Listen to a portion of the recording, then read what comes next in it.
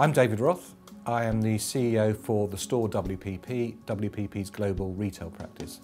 I started my career in the House of Commons working for a Member of Parliament and then worked for an advertising agency, then into business consulting and then became a main board director of B&Q. I love what I do because I'm still absolutely fascinated in what makes a customer in a retail store go right for one product versus go left for another. I think the most important advice is actually, do you really want to go into marketing? It's not a profession that you can go into half-heartedly.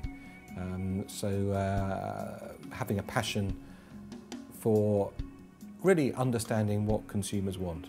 Are you prepared to stand up and be the voice of the customer in a business and an environment where sometimes what the customer wants is not necessarily the interest of what the business wants?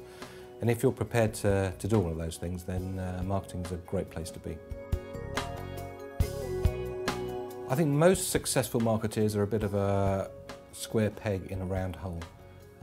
They are unbelievably enthusiastic about the brands and the products that they work on. They've got a brain that's always thinking about what the next greatest and interesting thing could be for their customers. I think most good marketeers will always come at an issue and a problem left field and slightly differently from most other people. I think people might be attracted to the marketing world for the glamour of it, but actually if that's what you think it's all about, then it's probably not an industry that's for you. It's a lot of hard work and a lot of hard graft and a deep understanding of the products and the sectors and the consumers that operate within that. A lot of things that companies want from marketeers as you go up in an organisation is experience. So if you're in another profession and you switch into marketing, the one thing that clearly you don't have is experience. So you need to have some other skill sets. Maybe it's a fantastic understanding of a particular market. Maybe it's a really great insight in the way in which you think markets are going to go or customers are going to go. A great deep understanding of the way in which consumers are, how they're changing, what they're up to. And maybe a great take on the way in which an industry or a product can be looked at in a completely different way and positioned differently. If you want to get into marketing and you can't market yourself, there's no hope for you.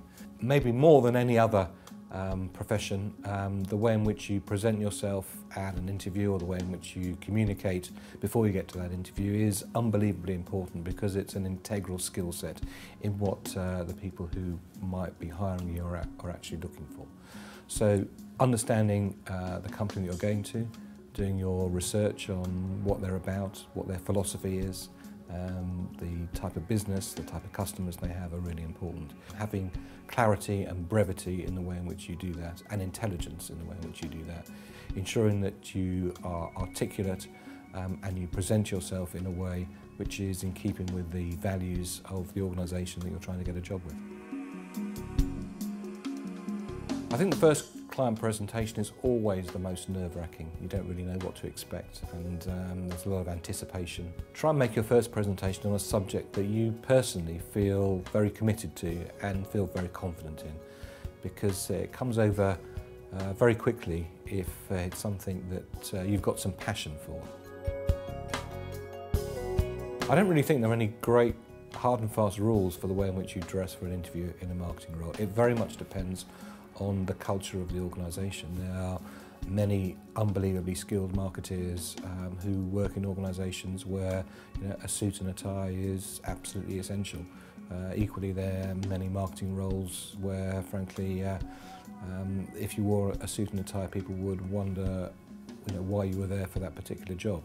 So I think it's much more a question of understanding what is it that is about the culture of the organisation that you're going to, and trying to understand that and project yourself in a way where you think that your potential employees can understand that you well understand what the culture of the organisation is, and you as a marketeer can reflect and enhance that culture. I think we're living in an unbelievably multimedia world where it's important to be able to understand what people's skills are, and some of those skills can be reflected in not only what they say, but how they communicate themselves and what they've done in their past. And I think that's interesting why Innovate CV might be very attractive to employers who want to see maybe some of the creative skills of their potential employees, maybe some of the things that they've done, interesting ways that they are maybe presenting themselves. And it gives another dimension to a complex process of deciding whether the person who you're going to meet for a relatively short period of time is the sort of person who will well fit your organisation.